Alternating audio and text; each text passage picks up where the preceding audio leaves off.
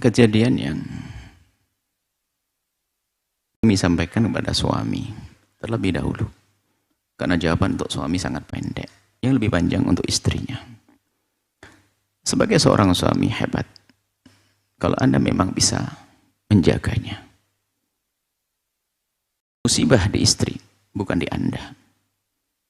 Memang Anda sedih, tapi musibah sungguhnya adalah di istri. Harapannya adalah kalau memang bisa merawat, maka rawat. Sebuah kemuliaan pun istri-istrimu. Akan tapi dalam kasus jangankan kok sampai melakukan hal yang demikian itu. Terjadi dugaan-dugaan yang menunjukkan bahwasanya dia sudah tidak takut kepada Allah, khalwah dan sebagainya, beruan yang mesra dan sebagainya. Itu sudah layak kalau seandainya dia mau melepasnya. Cuman mungkin itu adalah perjuangan, boleh-boleh saja, tapi kan tidak bisa dipaksakan. Dengan catatan Anda harus bisa menjaganya dan seterusnya. Kemudian dari pihak istri, Anda harus berlapang hati dengan cara suamimu memperlakukanmu dalam hal ini. Karena bisa jadi suamimu betul-betul marah. Kita tidak bisa Ustadz nggak bisa nasihati suami untuk berbuat ini itu. Karena seorang ustadz barangkali tidak mengerti sejauh mana pedih hatinya dia, kekecewaannya dia. Karena tidak senangnya dengan mertua, bisa jadi, mohon maaf, mungkin kejadian zinanya di rumah mertuanya. Biarpun mertua mungkin tidak tahu, tapi kan menduga kok di rumah itu. Sehingga di situ ada amarah tersembunyi. Kejadian di rumah mertua, pas saya pergi, berarti mertua saya tahu. Itu kan kesimpulannya orang yang kecewa. Dan tentunya tidak bisa disalahkan seorang suami melarang, karena dia takut kejadian lagi. Dari sisi itu mungkin kita harus pahami bahwa seorang laki-laki yang berbuat seperti itu kan tidak zalim, tidak mencaci, tidak mengolah, hanya diam, nggak mau ketemu, karena mungkin terlalu pedih. Kita tidak bisa nasihati, oh kamu deketi dulu orang tuamu, maaf, minta maafin ini. Ya, nggak bisa ngomong. Kecuali bagi orang punya pengalaman yang serupa dengan pedih, bayangkan dikhianati. Istrinya berkhianat. Na'udzubillah, khianat kan 3 tingkat. Bisa jadi zinanya di mana? Di kasur suaminya. Ayo. Atau mungkin di sebuah tempat. Jadi kan wahai saudari yang bertanya, dengar, ini penting buat Anda karena Anda milih berpisah dan seterusnya. Karena dalam keadaan Anda punya suami saja Anda melakukan kehinaan, bagaimana kalau Anda misalnya? Ini nasihat untuk para wanita, hati-hati. Makanya tolong wahai wanita, hati-hati. Dilarang khulwah berduaan. Laki dengan perempuan. Tidak serta-merta melakukan kehinaan. Kalau tinggal kejadian di mana, di rumah misalnya. Kalau kejadian di rumah, itu sebuah kesalahan besar. Tapi tersederhanakan. Karena mungkin seorang laki-laki datang, terjadi di rumahnya itu. Ada lagi yang kejadian dia tidak melakukan bepergian ke sebuah tempat. Di saat dia mau naik kendaraan berdua, apakah itu adalah bukan dicopot imannya? Wahai saudari-saudariku, hati-hati. Dengan siapa Anda berjalan? Apalagi mohon maaf kalau ternyata di luar nyewa rumah atau nyewa hotel dan sebagainya. Misalnya, imannya di mana? Seorang perempuan kalau sudah dengan laki-laki di dalam menyerahkan di dalam sebuah tempat yang tertutup, berarti telah menyerahkan kehormatannya. Dia lemah, bisa saja diperkosa kalau dia tidak mau. Kenapa dia mau? Apalagi sampai membayarinya barangkali. Apalagi sampai kira-kira, wahai para solehat, hati-hati. Selagi itu bukan halal untukmu, hati-hati. Halus sekali akan ke bawah ke sana. Tentunya ini adalah tidak punya iman, kropos. Mungkin karena jarang bergaul dengan kebaikan, tidak menghadiri tempat mulia dan semungkin. Maka hari ini adalah berubahlah. Hati-hati ya. Kalau Anda mulai ada getar-getar di saat Anda WA-an dengan teman, reuni masa lalu, hati-hati, jangan dituruti. Apalagi tiba-tiba sudah mempunyai suami yang halal, tiba-tiba bercabang hatinya dengan laki-laki. Ini sebuah kebusukan, pengkhianatan kepada suami. Kalau memang makanya nanti ada solusi. Kalau memang perempuan itu sudah gantung, tidak kira-kira suaminya nggak bisa menahan, lepaskan saja daripada dengan sang suami seolah-olah jadi suaminya, tapi di balik itu dia melakukan kehinaan. Khianat, dosa pada Allah dan dosa pada suami. Mending dibuang saja, biar dia dengan laki-laki itu terserah menemukan kepahitan dan seterusnya. Karena dia memang merendahkan diri, menghinakan dirinya. Nah, ini dengan yang dicintainya. Mungkin dia berkata, betul abang, saya tidak mencintai dia. Wah, lebih busuk lagi. Berarti dia budak syahwat. Bagaimana tidak mencintai, kemudian mau dibawa, kalau bukan karena budak syahwat? Kan aneh. Sementara wanita mulia disentuh saja, astagfirullah, masuk mobil sudah gemetaran. Di kamar terjebak dalam lift berduaan, lift kan aman, tak lagi kebuka. Wanita beriman, gemetaran dia, ketakutan. Wanita beriman, ketakutan. Di lift, hanya laki dengan perempuan, khawatir terjadi apa-apa. Biarpun hanya disentuh saja kan sudah haram, gemetaran. Tapi kalau sudah, bayangkan naik motor berdua, kemudian pergi, ini pengkhianatannya kalau dijejer berapa? Mungkin motor suaminya, mobil suaminya, duit suaminya. Oh, ini perempuan apa kira-kira seperti ini? Kerendahan di atas kerendahan, di bawah kerendahan, terus. Misalnya ini, kan mengerikan, hari ini hari mengerikan, hal-hal semacam ini. Iman ada di mana? Makanya wahai para wanita, hati-hati. Kalau anda sudah mulai ada rasa-rasa, anda harus tangkas, itu iblis. Cuman ada mukaddimah yang lainnya. Biasanya yang gampang tergoda dengan urusan syahwat. Jadi kalau tadi mengatakan, aku tidak cinta kepada dia, berarti syahwatmu lebih busuk lagi. Mungkin dengan siapapun yang laki-laki, yang penting aku senang. Ayo. Yang penting aku senang. Bahkan mungkin sudah ngerti model, wah model ini. Aku pengen laki yang tinggi, sekarang pendek, kecil dia. Na'udzubillah. Karena apa? Sudah syahwat dia. Begitu sebaliknya laki-laki. Kalau sudah berani menyentuh haram sekali, bisa saja 1000 keharaman. Kalau berani dengan perempuan sekali, syahwat bangkit mungkin dengan 1000 perempuan. Maka hati-hati, jangan main-main yang haram. Kebusukan, kehinaan. Kehinaan. Haram. Apalagi Masya Allah. Kemudian, segeralah kembali kepada Allah. Jika ada di antara yang mendengar dimanapun anda berada, anda tergolong wanita yang diuji dengan demikian, takutlah kepada Allah. Segera menghadap kepada Allah. Kalau memang anda tidak mampu berdampingan dengan suamimu misalnya, ya ini suami harus bijak dong. Kasihan orang-orang seperti itu. Ini banyak. Kita mendengar kadang umurnya sudah 60 tahun. Hanya gara-gara reuni SMA. Cucunya ditinggal. Allah. Gara-gara komunikasi. Video callan, nonton film porno. Nah kami, nonton film porno merusak. Sehingga hobinya syahwat. Bukan masalah cinta lagi.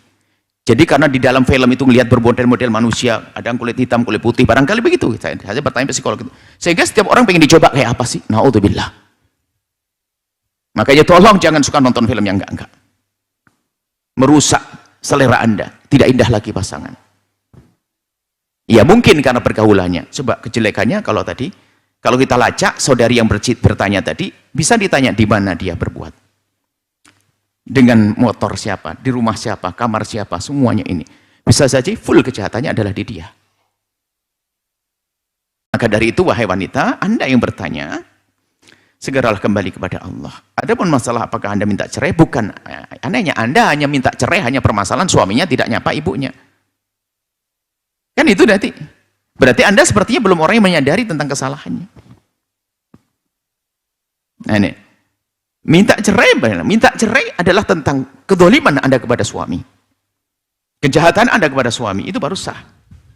Karena takut saya zalim pada suami saya, dan seterusnya. Nah kalau anda sudah memastikan anda bisa menjaga diri anda, tidak terperosok lagi, takut pada Allah. Cuman harus anda paham, para istri, pada penanya tadi, suamimu itu perlu waktu panjang. Apalagi untuk mengembalikan kepercayaan dan seterusnya. Karena bisa jadi kalau sudah, mohon maaf, laki-laki yang jahat, sudah tidak kenal Allah, 5 menit masuk rumahnya orang sudah berzina. Sama perempuan juga begitu kalau sudah tidak kenal Allah. Gimana seorang bisa percaya, bisa lap gitu, karena sudah tidak takut pada Allah. Bisa saja pura-pura ke toilet, sudah jadi di situ, semuanya kehinaan. Maka tolong jangan mendekati zina, wala taqrabuz zina. Nasihat Buya adalah, untuk minta cerai tidak mudah. Anda bakal selamat, jangankan kasusnya kasus perzinaan. Zina di saat punya suami. Punya suami, perawan saja nggak pantas ya. Anda sebagai seorang perawan, anak gadis, hati-hati. Dibawa oleh seorang laki-laki sudah rendah, apalagi sudah punya suami yang halal. Sehingga dalam Islam hukumannya bagi pelaku itu adalah dirajam. Karena apa? Jahatnya luar biasa. Pengkhianatan. Ini mengerikan hal-hal semacam ini. Maka tolong kepada kaum pria hati-hati. Anda jangan main-main, ngerayu-ngerayu dan sebagainya. Merusak rumah tangga orang, keluarga orang. Ada hitungannya, ada Allah. Selagi bukan mahram, Anda bukan istri Anda, biasa saja komunikasi, ini amanat. Jangan sampai seorang perempuan menjadi tergoda. Apalagi dia mohon maaf punya suami. Punya suami. Oh, serem. Hari ini begitu mengerikan karena banyak permasalahan yang datang pada kami, kadang bukan anak muda. Sudah nenek-nenek. Allahu Akbar. Cuman gara-gara tontonan dan sebagainya. Jarang menghadiri tempat mulia misalnya. Baik, ini saja. Jadi wanita yang soleh tadi yang bertanya, maafkan suami Anda yang dengan mertua Anda belum baik, hanya Anda saja menyeting biar tidak mencolok di hadapan mertua. Di hadapan orang tua Anda setting bagaimana agar tidak terlalu mencolok, tampak kalau suami Anda tidak mau ketemu dengan mertua. Kemudian, urusan mengatakan nyuruh Anda sholat nggak percuma, dia sendiri tidak sholat. Oh, belum tentu. Bisa jadi dia sholat suka sendiri, belum sholat berjamaah. Karena sholat kan waktunya panjang. Mungkin waktu Anda ke toilet, dia melakukan sholat. Yang jelas dia adalah tidak pernah berzina. Bukan seperti Anda. Anda harus segera tobat, ngadep kepada Allah. Sholat bisa saja sendiri. Sholat bisa dari mana saja. Tersembunyi, tidak usah laporkan, bisa saja. Akan tapi Anda kehinaan. Wahai kaum pria, wahai wanita, jaga kehormatan. Hati-hati dengan hina. Kalau sudah orang berani melakukan zina, lalu keropos imannya, dia ingin mencoba. Makanya dia katakan, berzina dengan haram, 1000 wanita tidak akan cukup. 1000 haram, seorang wanita dengan 1000 laki-laki tidak akan cukup. Dia ingin yang ke 1001. Tapi dengan halal dia akan cukup dengan apa yang Allah berikan. Karena dengan yang haram akan ditutup. Ini adalah yang harus difahamkan kepada semuanya. Hati-hati, jaga diri Anda, jaga mata Anda, jaga kehormatan khusus wanita, sehingga kenapa Nabi melarang khulwah berduaan.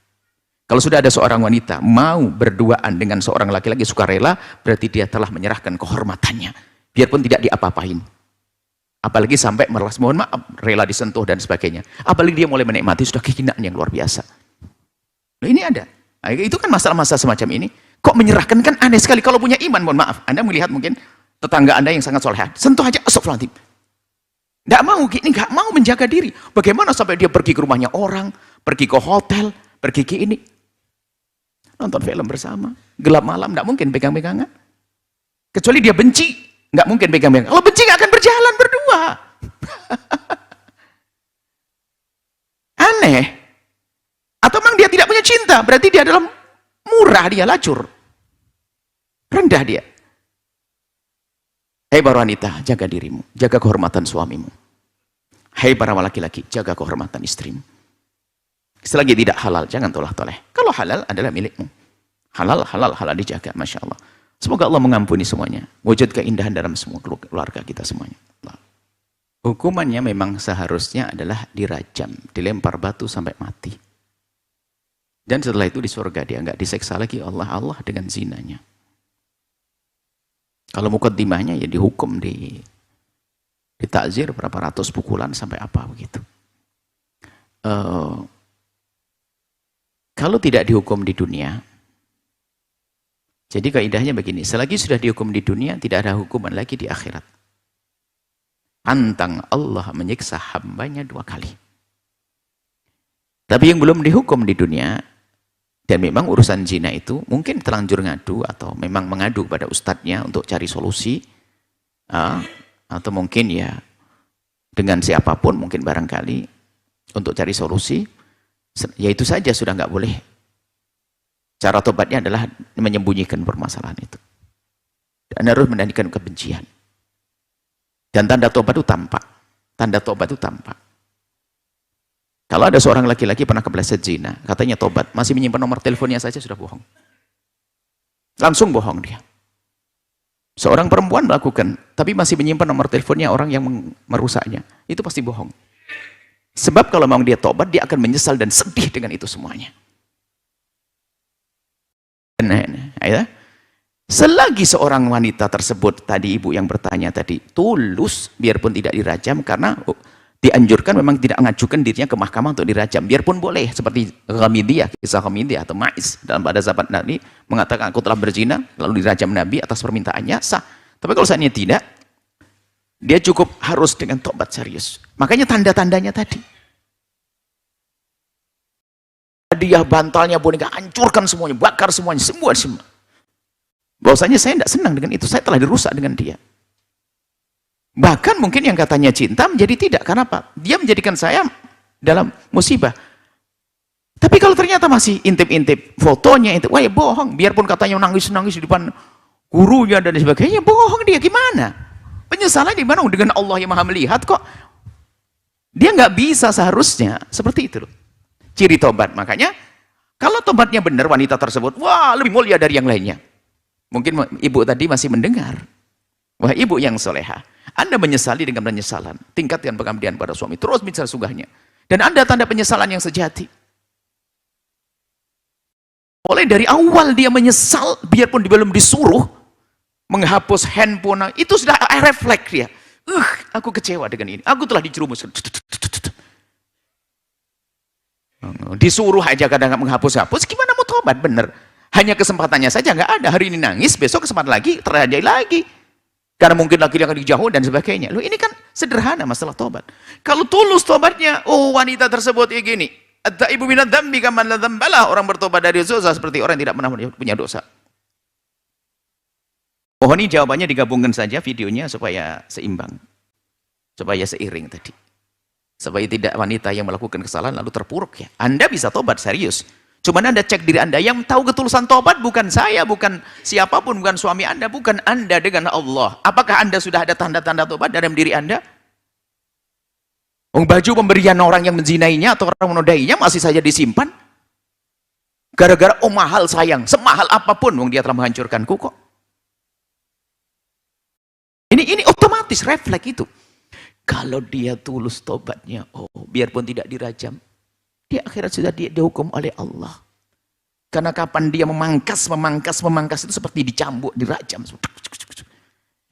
Nyimpan satu foto, klik. Bohong dia. Foto, biar suami yang nggak tahu semuanya. Di pojok. Nggak tahu apa namanya. Galeri apa gitu. Di Facebook ada satu, udah disimpan, disayang-sayang. Gimana tobat? Na'udzubillah. Tapi kalau tobat, Nabi pernah menyebut, ada wanita yang bertobat lalu dirajam. Bertobat dari dosa. Dirajam, orang pada mencibir. Mati karena zina. Nabi marah. Lawuzina. Taubatu hadhihi, kalau seandainya ditimbang tobatnya orang ini dengan amal kalian, niscaya lebih berat pahala tobatnya wanita ini. Karena dia tobat beneran. Beneran.